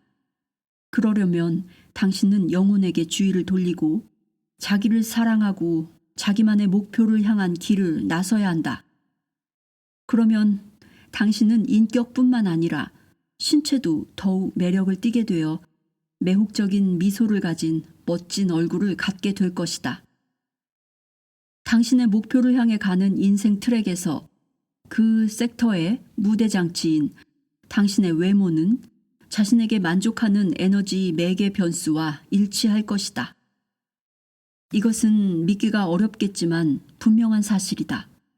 내 말이 믿어지지 않는다면 어두운 시절에 찍었던 자신의 사진들을 한번 살펴보라. 에너지 통로를 단련하고 생명력의 수준을 높임으로써 당신은 다른 사람들에게 영향을 주고 그들이 당신을 좋아하게 만드는 특별한 능력을 기르게 된다. 한 사회의 영혼과 같은 존재가 되기 위해서는 중요성을 거부하고 에너지 샘물을 활성화할 필요가 있고 그것만으로 충분하다. 자유에너지가 넘치는 사람은 언제나 재미있고 사람을 끌어당기는 매력이 있다. 특히 그 자유에너지의 주파수가 주변 사람들의 주파수와 공명을 이룰 때 그런 현상은 두드러진다. 당신이 동료들과 어떤 주제를 놓고 토론하고 있다고 가정하자. 당신과 대화하고 있는 사람들이 방사하는 산염의 주파수는 다소간 동일한 대상에 동조되어 있고 그래서 말하자면 모두가 하나가 되어서 흔들리고 있는 것과 같다. 당신의 샘물을 작동시켜 당신의 에너지가 그들 위로 흘러 넘치게 하라. 당신의 에너지 보호막을 인식하고 그것이 점점 확장되어 그곳에 있는 모두를 감싸는 것을 느껴라. 그러면 당신의 말에는 상당한 비중이 실리게 될 것이다. 사람들은 당신의 생각에서 파워를 느낄 것이다. 상대방과 1대1로 대화할 땐 그에게 우호적인 심상을 마음속에 그리면 된다. 그와 동시에 당신의 에너지 샘물도 가동된다면 당신은 가장 긍정적인 인상을 심어줄 수 있을 것이다. 이 기법은 개인적인 매력과 힘이 필요할 때 아주 유용하다. 당신은 사업 협상, 면접 시험, 인터뷰, 그리고 그 밖의 모든 인간 관계를 성공적으로 유지할 수 있을 것이다. 우호적인 심상화는 가장 효과적이고 믿음직한 방법으로 당신을 상대방의 주파수에 동조시켜준다. 에너지 뱀파이어는 당신의 아픈 현을 건드리거나 당신의 영혼 안으로 기어들어와서 당신의 프레일레에 동조한다. 그에 비해 당신은 프레일레를 낚아채려고 달려들지도 않고 상대방의 에너지를 빼앗지도 않는다. 그와 반대로 당신은 상대방에게 에너지를 불어넣어준다. 그 사람은 분명히 그것을 느끼고 당신에게 무척 고마워할 것이다. 사면장. 자신에게 목표를 성취하는 데 걸림돌이 되는 결점들이 있음을 안다면, 그리고 목표를 성취하는 데 필요한 지식과 기술이 없다고 느낀다면 그것을 그냥 받아들이라. 있는 그대로 당신 자신을 받아들이라. 결점을 가지는, 그리고 필요한 장점을 갖추지 않는 사치를 자신에게 허락하라. 이것은 당신에게 큰 도움이 되며 또한 안도감과 평정심을 가져다 준다. 만일 결점과 싸우고 부족한 지식과 기술을 채우려고 애쓴다면 그것들은 결정적인 시험의 순간에 그 모습을 드러낼 것이다. 있는 그대로의 자신을 받아들이지 않으면 목표를 향해 가는 길에서 그 모습이 장애물이 되어 나타난다. 당신이 스스로 장애물을 만드는 격이다. 첫째, 죄책감과 자신이 부적합하다는 느낌은 잉여 포텐셜을 만들어낸다. 그러면 균형력이 그 상황을 더욱 악화시켜 놓을 것이다. 둘째, 외부 의도는 어김없이 당신의 두려움을 인식한다. 그리하여 당신이 막으려고 애쓰는 그것이 시나리오의 일부가 되어버린다. 예컨대 면접관은 꼭 당신이 두려워하는 그것을 질문할 것이다. 혹은 당신이 할 줄 모르는 것을 해보라고 요구할 것이다. 그러나 가장 중요한 것은 당신은 결정적인 순간에 얼어붙거나 정신을 못 차린다는 사실이다. 당신의 자유 에너지는 어디로 가버린 것일까? 그것은 중요성의 잉여 포텐셜을 유지하고 균형력과 싸우며 혼란 속으로 빠져들고 있는 상황을 통제하는 데 소모된다. 당신이 결점의 중요성을 많이 부여할수록 균형력의 저항은 더 거세질 것이다. 당신이 통제의 소나기를 더 힘주어 쥘수록 멈출 줄 모르는 가능태 흐름의 압력은 더 강해질 것이다. 결국 의도 에너지는 모두 고갈되고 만다. 그런 상태에서 당신이 무슨 일을 할 수 있겠는가? 어디를 가든지 항상 새끼 돼지를 한 마리 끌고 다녀야 한다고 상상해보라. 그 녀석은 틈만 나면 다른 데로 가려고 길을 쓰며 덤비고 꾀꾀거린다. 당신은 그놈이 도망을 못 가도록 붙잡고 계속 달래야 한다.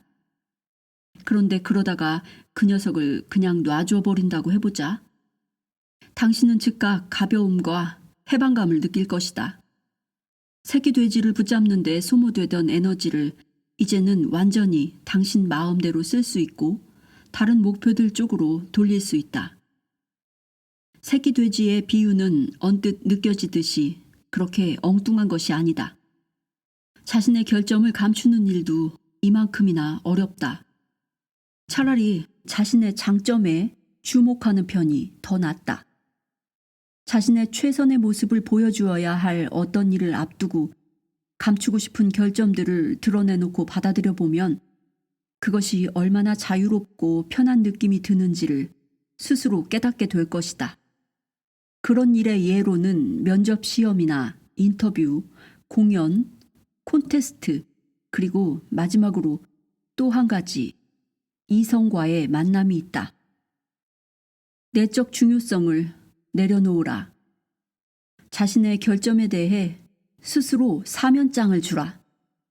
그러면 마치 무거운 짐이 어깨에서 사라지는 듯한 느낌을 느낄 것이다. 잉여 포텐셜이 사라진다. 그리고 의도 에너지가 풀려난다. 결점과 싸우는 것은 내부 의도의 무의미한 행위다. 이것은 유리창에 몸을 부딪는 팔이나 하는 짓이다. 잉여 포텐셜을 제거하고 에너지를 풀어놓으면 당신은 큰 이득을 얻을 것이다. 눈은 겁내고 있지만 손은 일하고 있다는 속담이 괜히 있는 것이 아니다. 어느 편이 나을까? 의심의 제물이 되는 것? 콤플렉스 속에서 몸부림치는 것? 욕망 속에서 뒹굴면서 입맛만 다시는 것? 필사적으로 결점을 숨기는 것? 아니면 이 쓰레기들을 몽땅 벗어던지고 그저 순수한 의도로서 일하는 것? 중요성을 내려놓을 수가 없다면 상황을 통제하려는 소나기를 풀어놓고 걱정에 빠져 있는 대신 구체적인 행동을 취하는 쪽으로 스위치를 전환해야 한다. 그냥 뭐든 행동에 옮기기 시작하라. 어떻게 하는지는 문제가 되지 않는다. 효과적인 행동이든 별로 효과적이지 않은 것이든 아무거나 하라. 서툴기 짝이 없는 행동을 해도 되도록 자신을 허용하라. 그렇게 행동하는 중에 중요성의 포텐셜은 흩어져 버릴 것이다. 의도 에너지가 해방되고 당신의 모든 일은 잘 풀려갈 것이다. 직업 찾기. 이 장을 마무리하면서 모든 사람이 관심을 가지고 있는 실질적 문제를 하나 가지고서 프레일링을 포함한 트랜서핑의 원리를 시범으로 보여주고 싶다. 아마도 당신은 이력서를 쓰고 면접을 보는 법에 대해 다양한 정보를 접해봤을 것이다. 다음을 읽어보면 당신은 아마도 새롭고 유용한 결론을 쉽게 도출할 수 있으리라. 먼저 당신은 당신의 직업을 정해야 한다. 여기서는 자신의 목표의 문을 선택하는 방법에 전적으로 의지할 수 있으므로 그것을 반복하진 않겠다. 단지 당신에게는 선택의 권리가 있다는 엄연한 사실만 명심하도록 하라. 당신의 잠재력은 오로지 당신 자신의 의도와 당신이 거기에 부여한 중요성의 정도에 의해서만 제한된다. 당신의 직업을 찾을 때 그것의 명성이나 그것을 얻는 방법이나 당신의 결점에 대해서는 생각하지 말라. 오로지 그 직업이 당신에게 정말 필요한지 아닌지 그것만을 생각하라.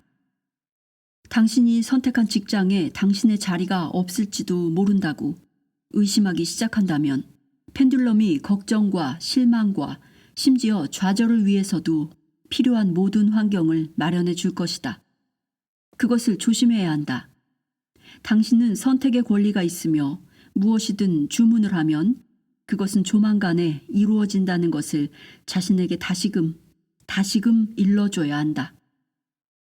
꿈에서는 의도가 즉석에서 작용하지만 물질계는 마치 타르처럼 불활성이 있으므로 그 실현에는 시간이 필요하고 자신에게 선택된 권리가 있다는 사실에 대한 확고한 믿음과 인내가 필요하다. 음식이 늦게 나오는 레스토랑에서는 웨이터가 요리를 가져올 때까지 한참 동안 기다려야 한다. 하지만 당신은 주문한 요리가 틀림없이 나올 것을 언제나 확신한다. 그래서 나는 당신에게 다음과 같은 슬라이드를 사용해 보기를 권한다. 당신이 선택을 내리고 있다. 무슨 직업을 가질지 결정하는 사람은 당신이다. 그러나 그것이 어디서 나타날 것인지는 당신이 고민할 문제가 아니다. 가능태 공간에서는 모든 것이 존재한다. 펜듈럼은 당신의 마음이 이와 반대로 믿게 만들려고 애쓴다.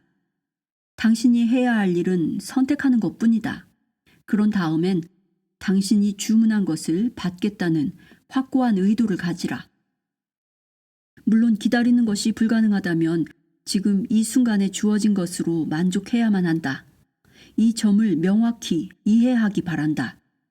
그러나 최저 생계비라도 지급하는 직장을 얻었다면 가장 좋은 것을 주문해 놓고 그것이 실현되기를 가만히 기다릴 수 있을 것이다. 직업은 마음에 드는데도 뭔가 압박감과 같이 불편함이 느껴진다면 그 일을 아주 잘하고 있는 모습과 그 일이 커다란 만족감과 기쁨을 주는 장면의 슬라이드를 지니고 다니라. 만일 압박감이 시간이 지나도 사라지지 않는다면 그것은 영원히 느끼는 불편한 기분이다. 그런 경우에는 다른 선택을 시도해 볼 필요가 있다. 일단 원하는 직업을 찾아냈다면 머릿속에서 목표가 이미 이루어져 있는 슬라이드를 상영하기 시작하라. 물론 팔짱을 끼고 가만히 앉아있지만 말고 그와 함께 요구되는 일을 하는 것이 필요하다. 그러나 이력서를 작성하고 면접을 준비하기 전에 올바른 방향으로 의도를 모을 필요가 있다. 직장에 고용되는 것을 목표로 하여 초점을 맞추는 것은 잘못된 것이다. 목표는 당신이 이미 고용되어 있고 모든 상황이 완료되어 있는 슬라이드로서 당신의 생각 속에서 자리 잡고 있어야 한다. 고용될 것인가 말 것인가를 생각하기 시작하면 당신은 패배의 시나리오를 만들어낼 수밖에 없을 것이다. 전이사슬을 상기하라. 첫째 고리는 이력서를 작성하는 것이다. 이것은 내부 의도를 집중시킬 필요가 있는 일이다. 직장에 지원하기 위해 이력서를 작성할 때 당신이 할 수 있는 모든 일을 빠짐없이 적으라. 그러나 지원하는 직무는 하나만을 지명하라. 이렇게 해야 하는 분명한 이유가 있다.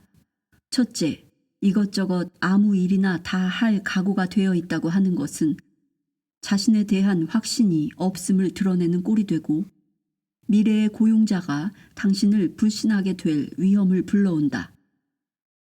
그는 당신을 고용해 주기만 하면 아무 일에나 다 만족할 것으로 생각할 것이다. 둘째, 동시에 여러 개의 목표를 세워놓으면 당신은 자신을 얇게 펴놓는 꼴이 되어 당신의 의도는 노른자가 아니라 흰자가 되어버릴 것이다. 셋째, 스스로 너무 많은 것을 취하려고 하면 당신 주변에 잉여 포텐셜이 쌓이게 되고 결국은 아무것도 이루지 못하게 되고 말 것이다. 당신은 선택할 수 있다. 그러나 한 번에 한 가지만 고를 수 있다. 당신도 장난감을 고를 때 인형과 보드게임과 총기류의 특성이 결합된 것이어야 한다고 고집하지는 않는다. 당신이 어떤 사람이 되고 싶은지, 어떤 직위가 가장 어울릴지를 결정하라. 망설이지 말라. 어쨌든 자신을 위해서 일자리를 고르는 것이니까 당신의 자리를 차지하기 위해 싸울 필요가 없다는 것을 기억하라. 당신은 선택할 권리가 있다. 당신이 선택한 직책을 지목하라. 그런 직책이 흔치 않아서 구하기 어려울 것이라는 따위의 걱정일랑 하지 말라. 가지도록 자신을 허용하기만 하면 당신은 원하는 그것을 갖게 될 것이다. 그것이 어떻게 실현될지는 당신이 걱정할 일이 아니다. 그것은 외부 의도에게 맡겨놓으라. 이력서를 작성할 때 내부 의도는 당신이 얼마나 훌륭한 전문가인지를 보여주는 데 초점을 맞추지만 외부 의도는 고용인의 요구에 초점을 맞춘다. 차이가 느껴지는가? 물론 훌륭한 전문가는 누구나 필요로 한다. 하지만 당신이 초보 구직자라면 고용자가 당신 같은 대단한 전문가보다 평범한 장점을 가진 사람을 선호할 때 정말 혼란을 느낄 것이다. 당신의 경쟁자는 그의 매개 변수가 그 직위에 대한 고용자의 생각에 가장 잘 맞아떨어졌다는 이유만으로 당신을 물리칠 것이다. 당신도 잘 맞았다. 오히려 그보다 더 잘 맞았다. 그것이 문제다. 그보다 더 잘 맞는 것은 더 좋은 것이 좋은 것에 적이 되는 상황을 만들어낸다. 고용자는 자기가 정해놓은 특정 매개 변수에 일치하는 전문가를 뽑으려는 내부 의도에만 완전히 몰두해 있다. 그래서 그는 당신과 같은 열린 창문을 보지 못하고 유리창에 몸을 부딪고 있는 것이다. 당신의 마음은 고용자의 요구사항을 예측하지 못한다. 마음은 자기 생각만으로 당신을 명품으로 소개하지만 시장은 다른 종류의 기준을 제시한다. 당신은 물론 과장하진 않으면서 자신의 최선을 보여주려고 노력할 수 있으며 또 그래야 한다. 그러나 그렇게 하는 동안 당신의 모든 생각과 동기를 고용자의 문제에다 맞추어야 한다. 자신에게 계속 물어보라. 그는 당신으로부터 무엇을 얻으려 하는가? 그에게 필요한 것은 무엇인가? 당신이 그의 입장이 되어보라. 이것은 아주 쉽게 할 수 있다. 당신의 프로필의 공란에다가 가상 합격자의 모든 임무와 요구되는 자질을 적어본다. 그것은 많은 면에서 반복된다는 것을 알 수 있을 것이다. 이 전체적인 모둠 가운데서 당신에게 해당되는 것을 모두 고르라. 그러면 당신은 고용자가 당신의 이력서에서 보고 싶어하는 내용을 얻게 될 것이다. 그러면 당신은 이력서에 고용자가 후보자에게서 원하는 모든 것을 그대로 베껴 적을 수 있을 것이다. 자신에 대해 윤색할 때 당신이 만든 문구로 자신을 표현하지 말고 실제 고용자가 사용하는 언어로 표현하라. 자신을 지원자가 아니라 완벽한 직원의 이력서를 만들고 있는 고용자라고 상상하라. 그러면 이력서는 당신의 기준이 아닌 고용자의 기준에 부합하게 된다. 그러나 그러기 위해서는 많은 구직 광고를 살펴보고 그 광고를 올린 사람들의 입장이 되어볼 필요가 있을 것이다. 당신은 자신이 알고 있고 할 수 있는 모든 것을 적을 수 있고 또 그래야 한다. 하지만 고용자가 실제로 요구하는 사항들을 부각시키고 강조해야 한다. 당신의 이력서는 고용자의 요구사항과 정확하게 화음을 이루어야 하는 것이다. 인터넷 등에 이력서를 올리기 전에 고용자의 입장이 되어서 당신의 프로필과 일치하는 전문가들의 이력서를 살펴보라. 당신은 틀림없이 적지 않은 발견을 하고 큰 소득을 얻을 것이다. 직장을 구하는 대다수의 사람들은 오로지 자신의 내부 의도에 이끌려 눈에 띄는 일자리에 대뜸 달려들어 이력서를 제출한다. 우선 당신이 고른 직업 분야에서 전문가라고 할 수 있는 사람들의 이력서를 찾아보라. 당신이 그 후보자들을 선택하는 사람이라고 상상하라. 그러면 당신은 당신의 경쟁자들의 장점과 단점이 모두 눈에 보이게 될 것이다. 고용자가 당신이 읽고 있는 바로 그 이력서를 읽을 때 무슨 느낌이 들지를 알 수 있다. 그리고 당신의 이력서에서 무엇을 고쳐야 할지를 알게 될 것이다. 이력서가 완성되면 그것을 여러 회사에 보낼 수 있다. 문을 쾅쾅 두드리지 말라. 문이 스스로 열리도록 하라. 다른 말로 바꿔서 자신을 주장하지 말고 그저 제시해야 한다. 그들이 당신을 선택하게 하라. 예컨대 다양한 대중매체의 수단을 활용해 이력서를 널리 알리라. 당신의 욕망과 야망을 세상에다 밀어붙이지 말라. 일자리 찾기에서 벗어나 노동시장에 당신의 존재를 알리는 것으로 주의의 초점을 옮기라. 일자리가 당신을 찾을 수 있도록 최대한 허용하라. 똑같은 이력서를 여러 곳에 보내지 말라. 당신은 자신을 존중하고 자신의 가치를 알아야 한다. 당신이 뛰어난 전문가라면 취업 중개 업체들에 낚시를 던져놓고 조용히 물기를 기다리라. 즉각적인 응답을 기대하지 말라.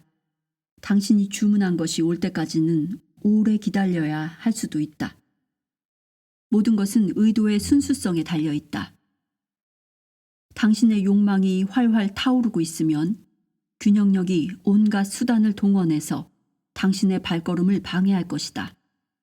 모든 희망이 사라졌을 때에야 주문한 것이 도착하는 경우가 많다. 자신이 주문한 것에 무관심할수록 그것은 더 빨리 이루어진다. 욕망이 없으면 자유가 주어진다. 그러면 당신은 실패할까봐 걱정하는 대신 행동하고자 하는 의도에 초점을 맞출 수 있게 된다. 마침내 당신은 면접에 불려간다. 이제 당신은 특히 당신의 의도의 방향을 면밀하게 지켜보아야 한다. 이 회사에서 일하면 당신이 무엇을 얻게 될지를 궁리하는 것은 좁은 마음의 내부 의도다. 당신이 이 회사에 무엇을 해줄지에 생각에 초점을 맞추는 것은 외부 의도다. 지금은 당신의 목표 슬라이드를 벗어버릴 때다. 자기 자신으로부터 주의를 돌려 고용인의 요구에 완전히 집중해야 한다. 이제 전적으로 고용인의 내부 의도에만 관심을 두어야 한다. 홍보 자료를 보고 그 회사에 관해 가능한 한 많은 것을 알아내라. 그 회사가 특별히 자부하는 것은 무엇인지, 다른 경쟁사에 비해 어떤 점을 부각시키는지를 찾아내라. 이것을 정말 확실히 파악하라. 면접 때에 이런 측면을 반드시 언급해야 한다. 다른 어떤 펜듈럼과도 마찬가지로 모든 회사는 자기만의 공명 주파수가 있다. 이 주파수는 다양한 매개 변수들로 특징을 띠고 있다. 이 회사의 정신을 알아내라. 그 기업 윤리는 어떤가? 엄정한가 아니면 자유로운가? 상하 관계나 교류 방식은 어떤가? 사무적인가 아니면 친밀한가? 인정받는 업무 태도는 어떤 것인가?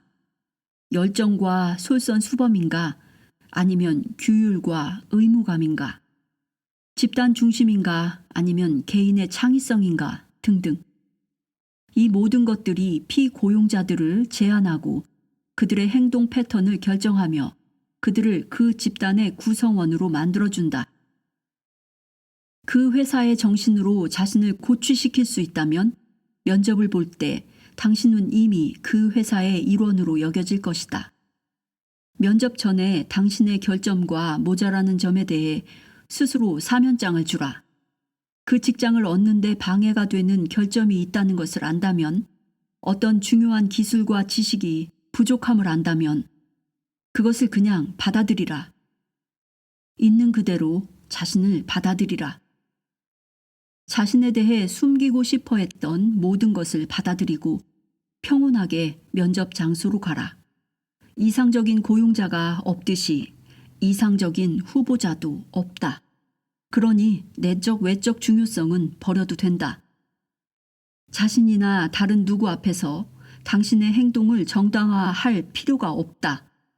물론 이 모든 말은 결점을 개선할 필요가 전혀 없다는 뜻이 아니다. 그러나 면접을 하는 동안에는 자신의 결점을 허용해 주는 것이 절대적으로 기묘하다. 면접 볼 때 긴장하는 것이 좋지 않다는 것은 누구나 다 알고 있다. 많은 사람들이 내부 의도의 힘으로 긴장과 싸우려 한다. 그렇지만 고요하고 침착하다고 속으로 아무리 되뇌어도, 긴장하지 말라고 아무리 타일러도 모두 소용이 없다. 원인을 제거하지 않고서는 흥분과 긴장을 막을 방법이 없다. 긴장과 싸우다 보면 마음이 마비되어서 이집트 파라오의 미라처럼 행동하게 될 수도 있다. 불안과 초조를 해소할 수 있는 유일한 방법은 미리 패배를 받아들이는 것이다. 일자리를 얻고자 하는 욕망은 잉여 포텐셜을 만들어낸다. 성공적인 결과에 중요성을 부여하면 할수록, 그 일자리를 구하는 것이 중요하면 할수록 가능성은 줄어들 것이다.